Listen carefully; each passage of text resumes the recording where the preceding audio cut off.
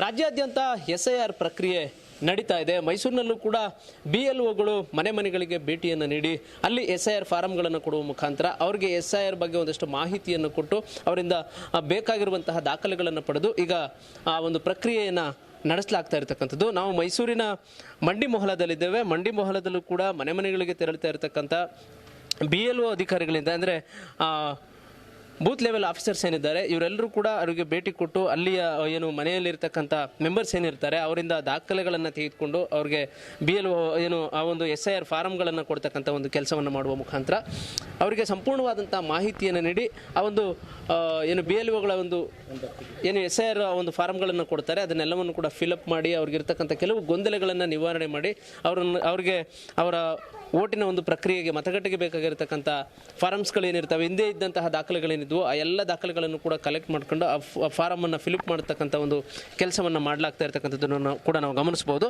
ಬಹಳ ಮುಖ್ಯವಾಗಿ booth level officers ಏನಿದ್ದಾರೆ ಇವರು ಆಯಾ ಏರಿಯಾಗಳಿಗೆ ಭೇಟಿ ಕೊಟ್ಟಂತಹ ಸಂದರ್ಭದಲ್ಲಿ ಅಲ್ಲಿ ಏನು ಆ ಒಂದು ಏರಿಯಾದಲ್ಲಿರ್ತಕ್ಕಂಥ ಪ್ರಮುಖರು ಏನಿರ್ತಾರೆ ಅಂದರೆ ಕೆಲವು ಗೊಂದಲಗಳನ್ನು ನಿವಾರಣೆ ಮಾಡಲಿಕ್ಕೆ ಬೇಕಾದಂತಹ ಸಹಕಾರವನ್ನು ತೆಗೆದುಕೊಂಡು ಅವರು ಆ ಒಂದು SIR ಫಾರಮ್ನ ಫಿಲಪ್ ಮಾಡಿಸ್ತಕ್ಕಂಥ ಒಂದು ಕೆಲಸಕ್ಕೆ ಮುಂದಾಗಿದ್ದಾರೆ. ಈಗ BLOಗಳಿದ್ದಾರೆ, ನಾನು ಮಾತನಾಡ್ತಾ ಹೋಗ್ತೀನಿ. ಸರ್, ಮೊದಲಿಗೆ ಒಂದಷ್ಟು ಜನರಿಗೆ ಸಾಕಷ್ಟು ಗೊಂದಲಗಳಿದ್ದಾವೆ ಇದರ ಬಗ್ಗೆ.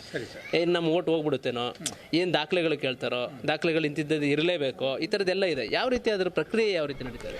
ಸರ್ ನಮಸ್ಕಾರ, ನನ್ನ ಹೆಸರು ಮಧುಸೂದನ್ ಅಂತ. ನಾನು ಬರಿಮಲ್ಲಪ್ಪ ಹೈಸ್ಕೂಲ್ ಕನ್ನಡ ಟೀಚರ್ ಆಗಿದ್ದೀನಿ. ನನಗೆ ಈ ಏರಿಯಾಗೆ BLO ಹಾಕಿದ್ದಾರೆ 224 ಬೂತ್ ನಂಬರು.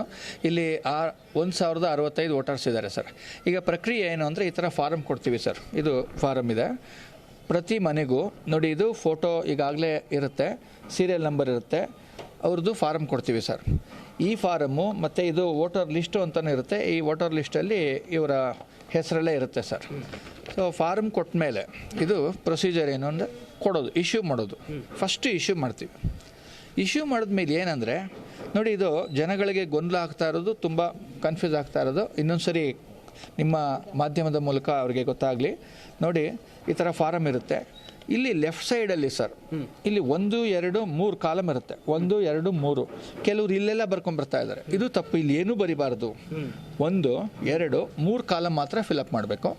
ಈಗ ನೋಡಿ, ಲೆಫ್ಟಲ್ಲಿ ಇದೆಯಲ್ಲ ಏನಿದೆ, 2002ನಲ್ಲಿ ಅಂದರೆ 41 ವರ್ಷದ ಮೇಲ್ಪಟ್ಟವರು ಅವರು ಇಲ್ಲಿ ಫಿಲಪ್ ಮಾಡ್ತಾರೆ.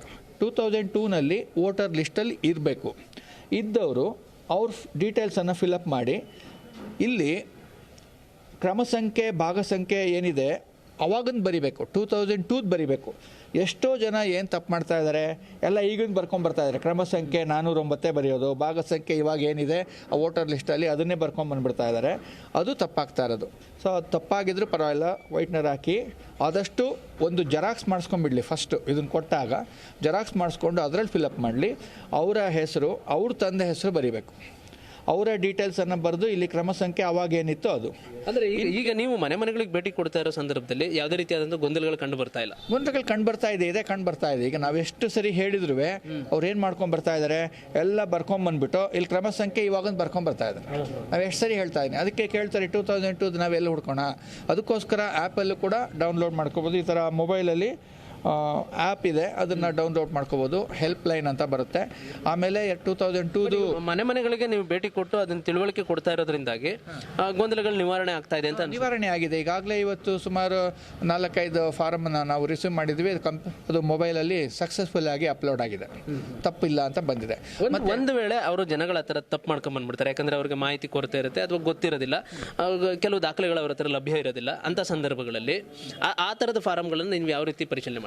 ಏನಿಲ್ಲ, ಆ ಥರ ಫಾರಮ್ ನಾವು ಬಂದಾಗ ನಮ್ಮ ಹತ್ರ ಒಂದು ಲಿಸ್ಟ್ ಕೊಟ್ಟಿರ್ತಾರೆ 2002.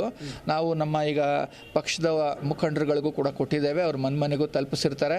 ಅವರು ಕೂಡ ಹೆಲ್ಪ್ ಮಾಡ್ತಾ ಇದ್ದಾರೆ. ಅವ್ರಿಗೆ ಅದು ಭಾಗ ಸಂಖ್ಯೆ ಕ್ರಮ ಸಂಖ್ಯೆ ಏನಿದು ಅದು ಬರ್ಕೊಂಬಂದ್ಬಿಟ್ರೆ ಸಾಕು. ಇನ್ನು ಉಳಿದಿರೋದೆಲ್ಲ ಡೀಟೇಲ್ಸು ಈಸಿಯಾಗಿ ಅರ್ಥ ಆಗುತ್ತೆ. ಫಸ್ಟು ಅದಕ್ಕೆ ಅವರಿಗೆ ಫಸ್ಟು ರೈಟ್ ಸೈಡಲ್ಲಿ ಬರೆದ್ಬಿಡ್ಬೇಕು. ಯಾರೇ ಆದರೆ ಇಲ್ಲಿ ಏನಾದರೂ ತೊಂದರೆ ಇದ್ದರೆ ನಮ್ಮ ಹತ್ರ ಕೇಳಿ ಅವರು ಸರಿಪಡಿಸ್ಕೋಬೋದು. ಮತ್ತು ನಾವು ಬರ್ಕೊಡೋಕ್ಕಾಗಲ್ಲ, ನಾವೇನಿದ್ರು ಇನ್ಸ್ಟ್ರಕ್ಷನ್ಸ್ ಕೊಡ್ಬೋದು.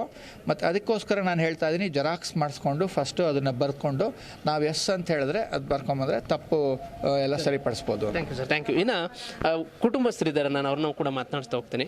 ಅಮ್ಮ, ನಿಮಗೆ ಈಗ ಅವರು SIR ಫಾರಂ ಕೊಡ್ತಾ ಇರತಕ್ಕಂಥ ಪ್ರಕ್ರಿಯೆ ಇರಬೇಕು, ಈ ಥರದ್ದೆಲ್ಲ ಯಾವ ರೀತಿ ಇದೆ ನಿಮಗೆ? ಫಸ್ಟ್ ಏನು ನಮಗೆ ಜೆರಾಕ್ಸ್ ಮಾಡ್ಕೊಂಡ್ಬಿಟ್ಟು ಅದನ್ನ ಫಿಲ್ಅಪ್ ಮಾಡೋದು ಗೊತ್ತಾಗ್ಲಿಲ್ಲ. ಇದು ಬಹಳ ಮುಖ್ಯವಾಗಿ ಮೈಸೂರಿನಲ್ಲಿ SIR ನ ಒಂದು ಪ್ರಕ್ರಿಯೆ ಆಗ್ತಾ ಇರತಕ್ಕಂಥದ್ದು. ಕೆಲವು ಭಾಗಗಳಲ್ಲಿ ಗೊಂದಲಗಳಿರ್ತಕ್ಕಂಥದ್ದು, ಯಾಕೆಂತ ಹೇಳಿದ್ರೆ ಹಳೆಯ ಒಂದು ಮಾಹಿತಿ ಬೇಕಾದಂತಹ ಸಂದರ್ಭದಲ್ಲಿ ಕೆಲವು ಕ್ರಮ ಸಂಖ್ಯೆಗಳು ತಪ್ಪಾಗ್ತಕ್ಕಂಥದ್ದು ಇರಬಹುದು, ಇದೆಲ್ಲವೂ ಕೂಡ ಇದೆ. ಆದರೆ BLOಗಳೇನಿದ್ದಾರೆ ಅವರು ಸ್ಥಳೀಯ ಮುಖಂಡರುಗಳಿರಬಹುದು, ಇಲ್ಲಿ ಇರತಕ್ಕಂಥ ಕೆಲವು ರಾಜಕೀಯ ಪಕ್ಷಗಳ ನಾಯಕರುಗಳಿರ್ತಾರೆ, ಅವರ ಸಹಕಾರವನ್ನು ತೆಗೆದುಕೊಂಡು ಜನರಿಗೆ ತಿಳುವಳಿಕೆಯನ್ನು ಕೊಟ್ಟು SIR ಫಾರಂನ ಫಿಲಪ್ ಮಾಡ್ತಕ್ಕಂಥದ್ದು ಇರ್ಬೋದು, ಜೊತೆಗೆ ಅದನ್ನು ವಾಪಸ್ ಪಡೆದುಕೊಳ್ತಕ್ಕಂಥದ್ದು ಇರ್ಬೋದು, ಈ ಎಲ್ಲ ಪ್ರಕ್ರಿಯೆಯನ್ನು ಕೂಡ ಮಾಡ್ತಾ ಇದ್ದಾರೆ. ಪ್ರಮುಖವಾಗಿ ಕೆಲವು ಗೊಂದಲಗಳು ಇರತಕ್ಕಂಥದ್ದು ಸತ್ಯವೇ, ಆದರೆ ಅದನ್ನು ತಿಳುವಳಿಕೆ ನೀಡಿ ಆ ಒಂದು SIR ಪ್ರಕ್ರಿಯೆಯನ್ನು ಸಮರ್ಪಕವಾಗಿ ನಡೆಸ್ತಾ ಇದ್ದಾರೆ ಅನ್ನೋದು ಈಗ ಮೇಲ್ನೋಟಕ್ಕೆ ಕಂಡು ಬರ್ತಾ ಇರತಕ್ಕಂಥದ್ದು.